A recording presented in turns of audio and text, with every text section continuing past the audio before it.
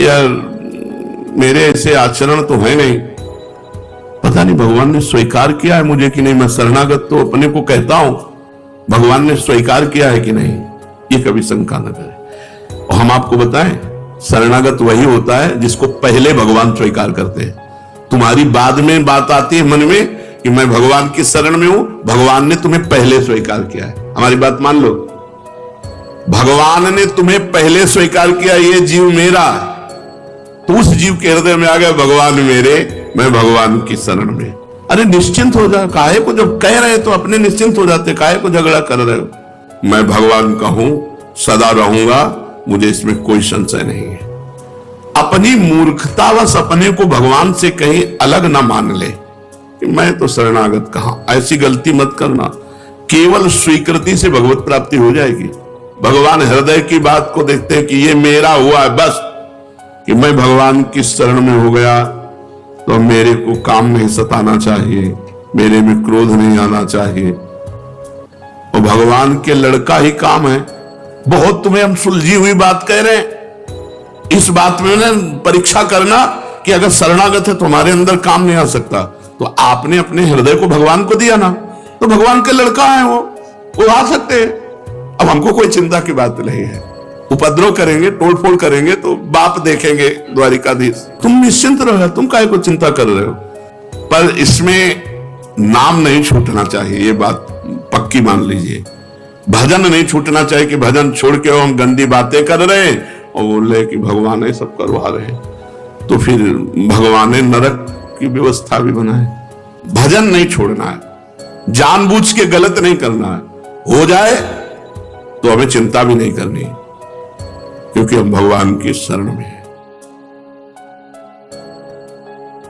अंदर सोचना चाहिए, अपार भगवान की कृपा मुझे डुबो रही है। सब कुछ खराब होने पर भी हमारे ऊपर भगवान की विशेष कृपा है। ये सोचो, ये सोचना पड़ेगा हमारे ऊपर भगवान की, और इससे भगवत प्राप्ति हो जाती है। भागवत में कि जो हर समय सोचता रहता है कि भगवान की हमारे ऊपर अपार कृपा है, प्राप्त सुख दुख को समान भाव से भोग लेता है, और मन और वचन और तन से भगवान की शरण में रहता है, उसको परम पद ऐसे प्राप्त हो जाता है जैसे पिता की प्रॉपर्टी पर पुत्र का स्वयं अधिकार हो जाता है। मन वचन कर्म से हम प्रभु की शरण में हैं। हमारे ऊपर भगवान की बहुत कृपा है, और जो दुख सुख आवे उसे समान भाव से भोग ले, ऐसा आदेश था। अब मेरे को किसी बात का भय नहीं। वृत्तियों को मेरी मानने से ही अशुद्धि होती है, भगवान के कर देने से शुद्ध हो जाती है। और मैं वृत्तियों को शुद्ध नहीं कर सकता हूं, ना कर पाया हूं, ना कर पाऊंगा। इस वास्ते मैं अब निर्भय हो गया हूं, अपनी वृत्तियों को भगवान को समर्पित कर दिया हूं। मैं अब वृत्तियों को मानूंगा ही नहीं कि मेरी है, मन को मानूंगा ही नहीं कि मेरा है, तन को मानूंगा ही नहीं, तो तन के कर्म, मन का संकल्प और वृत्तियां, ये सब भगवान को समर्पित है। जब वृत्तियां मेरी है ही नहीं तो मैं भय किस बात का करूं। जब मन मेरा है ही नहीं तो मैं किस बात का भय करूं। जब तन मेरा है ही नहीं तो मैं किस बात का भय करूं। अब तो केवल भगवान की कृपा ही कृपा चारों तरफ मुझे घेरे हुए है। भगवान की कृपा से मैं सर्वत्र परिपूर्ण हो रहा हूं। अरे बड़ी खुशी, बड़ी प्रसन्नता, सब कुछ भगवान का हो गया। अरे निश्चिंत हो जा, काहे को जब कह रहे तो अपने निश्चिंत हो जाते, काहे को झगड़ा कर रहे हो, अंदर झगड़ा करते हो। जो नहीं होना वो हो नहीं सकता, जो होना है उसे कोई रोक नहीं सकता। बेपरवाह हो जाओ, सुख काहे को करो। अभी जो हो रहा है उसके लिए भी मैं चिंतित नहीं, जो करवा रहे हो रहा है, आगे जो होना होगा हो जाएगा, पीछे जो होना था वो हो गया, क्या शोक करना। विचार करके देखो, बहुत सुंदर प्रसंग शरणागति का है। शोक करने की तो कोई बात ही नहीं, पीछे जो हो गया छोड़ो, अभी और आगे भगवान है मंगल भवन। हम उनकी शरण में तो हमारा अमंगल नहीं हो सकता। मंगल भवन अमंगल हारी, भगवान अमंगल का नाश करते। कभी कभी मंगल छुपा होता है अमंगल क्रिया में, जिसे हम अमंगल मान रहे उसमें मंगल छिपा होता है। हो सकता है घटना अमंगलकारी लगे, लेकिन उसका परिणाम बड़ा मंगलमय होगा। भगवान मंगल भवन है, अमंगल कर ही नहीं सकते, इसलिए भक्त निशोक हो जाता है। जो हो गया वो होना था, जो होगा वो होना होगा, वही होगा, नहीं होगा। जो नहीं होना वो नहीं होगा, और जो हो रहा है वो जो करवा रहे मन बुद्धि से हो रहा है, बुरा या भला, आप शोक की गुंजाइश नहीं है। निशोक, निशंक होना, निर्भय, निश्चिंत, निशोक और निशंक होना। कभी ये शंका न करे यार मेरे ऐसे आचरण तो है नहीं, पता नहीं भगवान ने स्वीकार किया है मुझे कि नहीं। मैं शरणागत तो अपने को कहता हूं, भगवान ने स्वीकार किया है कि नहीं, ये कभी शंका न करे।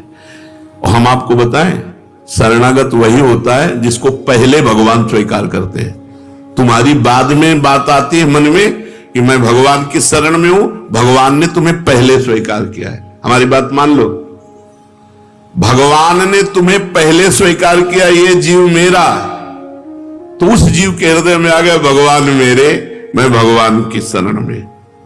इसलिए ये कभी शंका मत करना कि मेरे में कोई लक्षण तो ऐसे आए नहीं, मुझे भगवान ने पता नहीं स्वीकार किया है कि नहीं। ये शंका नहीं करनी, निशंक। ये संदेह ना करें कि मैं भगवान का हुआ कि नहीं हुआ, भगवान ने मुझे स्वीकार किया कि नहीं स्वीकार किया।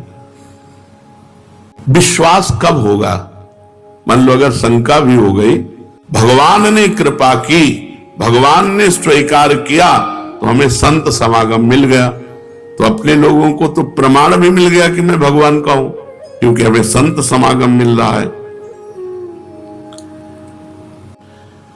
अपनी मूर्खतावश अपने को भगवान से कहीं अलग ना मान ले कि मैं तो शरणागत कहां। ऐसी गलती मत करना। केवल स्वीकृति से भगवत प्राप्ति हो जाएगी, यह हम हृदय की बात कह रहे हैं। भगवान केवल स्वीकृति को स्वीकार करते हैं। अपने को भगवान से मैं अलग मानूं तो भी नहीं मान सकता, उन्हीं का सब कुछ है, हो सकता नहीं, असंभव। मैं भगवान से अलग हो ही नहीं सकता, असंभव। क्योंकि जो आत्मा जो मैं है वो भगवान ही है, सारा खेल उन्हीं का है। मन बुद्धि अहंकार, 5 तत्व, पंचभूत और 3 ये अपरा प्रकृति, भगवान ने गीता जी में वर्णन, ये स्वयं भगवान बने हुए हैं। हम भगवान से अलग हो ही नहीं सकते। ये सब कुछ भगवत स्वरूप था, है, रहेगा। बस यही स्वीकार कर लेना है, भगवान को समर्पित करना है।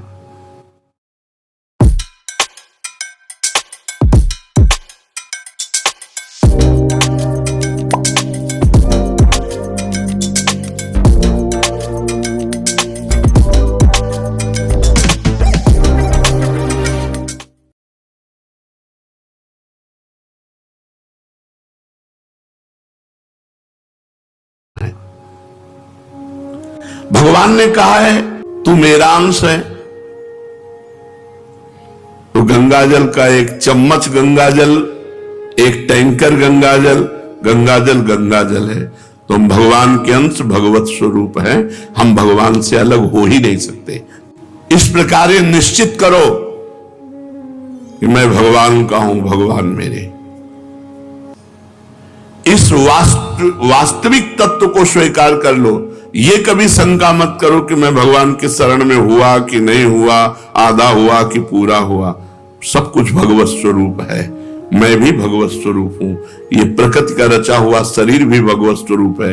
ये सब भगवान को पहले से ही समर्पित था, भूल से मैंने अपना मान लिया। इसलिए किंचन मात्र भी शंका की गुंजाइश नहीं। तो निश्चिंत, निर्भय, निशुक, निशंक परीक्षा न करना, परीक्षा न करना।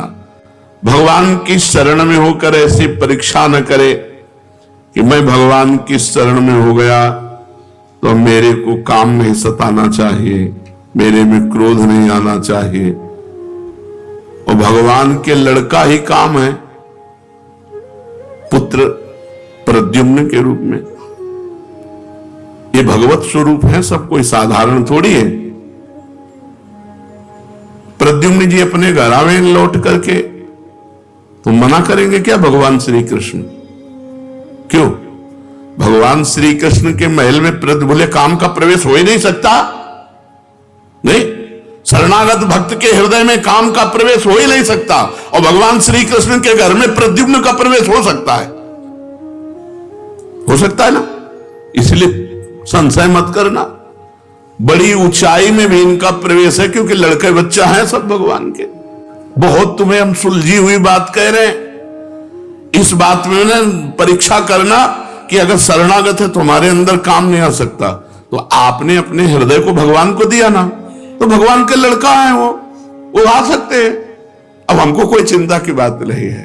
उपद्रव करेंगे, तोड़फोड़ करेंगे तो बाप देखेंगे द्वारिकाधीश, हम उसको क्या देखें? भगवान को समझ, बिल्कुल निश्चिंत हो जाओ, परीक्षा मत करना।